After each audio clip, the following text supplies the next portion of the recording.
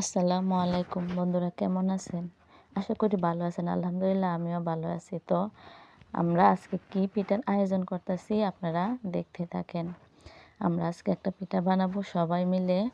তো এটা আপনাদেরকে দেখাবো, শীতের পিঠা। তো সবাই মিলে বসে গেলাম পিঠা বানানোর জন্য।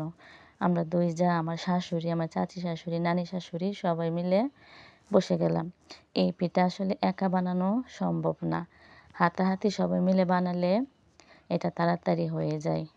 এই পিঠা হয়তো সবাই চিনেন, আবার অনেকে চিনেনও না। এই যে এদিকে আমি ক্যারা বানাইতেছি, আমার শাশুড়ি কাই করে দিতেছে, অন্যদিকে আমার যা, আমার চাচি শাশুড়ি তারও ক্যারা বানাইতেছে, নানি আরেক চাচি এই পিঠা কাটতেছে। আসলে এখনকার মানুষ এই পিঠা কমই চিনে। এই পিঠার নাম হচ্ছে সোয়াই, হাতের সোয়াই। অনেক স্বাদের সোয়াই। কেউ হয়তো বানায়, কেউ বানায় না। তো আমার শাশুড়ি এই পিঠা বছরে বছরে বানায়। আমার দেবর আসছে তো বিদেশ থেকে, ওরে খাওয়ানোর জন্য শীতের পিঠা এটা বানানো হইতেছে। বাংলার ঐতিহ্যবাহী পিঠা, স্বাদের পিঠা, সোয়াই পিঠা। তো আমরা অনেক গল্প গুজব করতেছি আর সবাই মিলে অনেক হাসাহাসি করতেছে, পিঠা বানাইতেছে। আর এদিকে ইলমার আম্মা নারকেল করতেছে পিঠার মধ্যে দেওয়ার জন্য। আর এদিকে আমিও বসে এখন পিঠা বানাইতেছি। প্রায় পিঠা বানানো শেষের দিকেই। এই যে পিঠা সব বানানো হয়ে গেছে, আমি হাতে দিয়া দেখাইতেছি। নানি এদিক দিয়া পিঠা তুলতেছে, আর ওই দিক দিয়া টনু প্রাইভেট পড়াতে গেছে। কি জানি হয়েছে, ওইখান থেকেও আমাকে ডাকাডাকি করতেছে। তারপর আমি পিঠা বানানো শেষ করে যাইতাছি দেখার জন্য যে টুনু কেন ডাকাডাকি করতেছে। ও কাছেই আমার এক ননদের কাছে প্রাইভেট পড়ে। তো আমি চলে এলাম ওর প্রাইভেটের ওখানে। বলতেছে যে ওর ম্যাডাম নাকি একটু বাইরে গেছিলো, এদিক দিয়ে সবাই ঝগড়া লেগে গেছে, এই জন্য ডাকাডাকি করতেছে। এদিক দিয়া ইলমার আরবি পড়তে আসলো। এদিক দিয়া প্রায় টুনুদের পড়া শেষ। তো ওরা এখন আসছে পড়তে, আমাকে একটু হাই হেলো করলো। আর তারা এই যে প্রাইভেট পড়ার ওইখানে ঢুকতেছে। তখন ম্যাডাম ওদেরকে বলতেছে, তোমরা এত দেরি করে আসলা কেন? ওরা বলতেছে যে আমাদের দেরি হয়ে গেছে।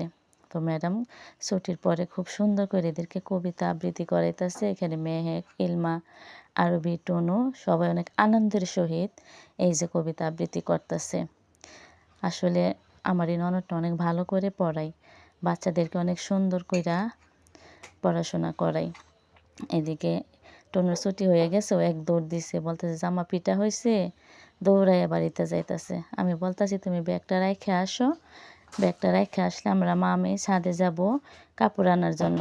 টনু তারিং নারিং কইরা নাচতে নাচতে আমার আগে আগে চলে যাইতেছে। এই যে ছাদে চলে গেল, সাথে মেহেকও আসলো, ইবা আসলো। তো আমি বলতাছি একটা একটা কাপড় কইরা সবগুলা কাপড় নিতে। আসলে সূর্য একদম পশ্চিমে চলে গেছে, একটু রোদ নাই, কাপড়গুলো সবগুলো শুকাইয়া গেছে, অন্ধকার হয়ে আসতেছে। পিঠা বানাইতে বানাইতে দেরি হয়ে গেছে কাপড় নিতে। তো আমি একটা একটা কাপড় কইরা নিতেছি। আর ওইদিকে ইবাকে বলতাছি যে ইবা তুমিও কাপড়গুলো নাও। ইবা ওইদিকে গেছে কাপড় আনার জন্য। তো টুনু আমার হাতে হাতে কাপড় সব নিতেছে, আর ইবা ওই দিক থেকে কাপড় আনতেছে। তারপরে আমাদের কাপড় টাপড় নেওয়া শেষ হলো। আমরা চা থেকে নামা পড়তেছি, মেয়েকও আমাদের সাথে আসলো। তারপর আমরা বাড়িতে চলে আসলাম। এদিকে আসে দেখি আমা বড় একটা ডেকচি দিয়ে পানি দিয়ে বসাইছে। পানির মধ্যে তেজপাতা, আলগোটা সব কিছুই দেওয়া হইতেছে পিঠা বানানোর জন্য।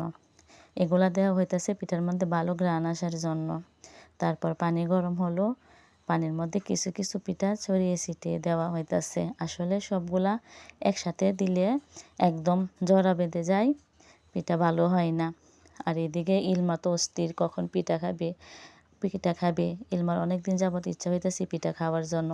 ও বলতেছে ওর পেটের মধ্যে অনেক ক্ষুধা লাগছে, পেটে হাত দিয়ে আমাকে দেখাইতেছে যে অনেক ক্ষুধা লাগছে, তাড়াতাড়ি পিঠা বানায় দাও। তো কিছু কিছু অল্প অল্প সেদ্ধ হইতেছে পিঠা, অল্প অল্প কইরা দেওয়া হইতেছে। তো পিঠা দেওয়া শেষ এবং প্রায় পাকানিও শেষ। কত সুন্দর কালার হয়েছে পিঠাটার। আসলে অনেক স্বাদ হয় আমার শাশুড়ির হাতের পিঠা। ওনার মতো তো আর আমরা পাক করতে পারি না। উনি অনেক দুধ, তারপরে যে খাজুর গুড় দিয়া পিঠাটা তৈরি করলো। দেখতে যেমন সুন্দর, খেতেও অনেক সুস্বাদু। যে খায় সে বুঝে। অনেক স্বাদের পিঠা, শীতের পিঠা, হাতের সোয়াইয়ের পিঠা। এগুলো বানাইতে অনেক সময় লাগে, কিন্তু খাইতে অনেক স্বাদ। পিঠা হয়ে গেল, ইলমাকে দেওয়া হলো। ইলমা খাইতেছে আর বলতেছে অনেক মজা হয়েছে, অনেক স্বাদ হয়েছে। তো আজকে তো সারাদিন আপনাদেরকে দেখাইলাম আমরা কীভাবে পিঠা তৈরি করলাম। তো আপনাদের কেমন লাগলো? আল্লাহ হাফেজ।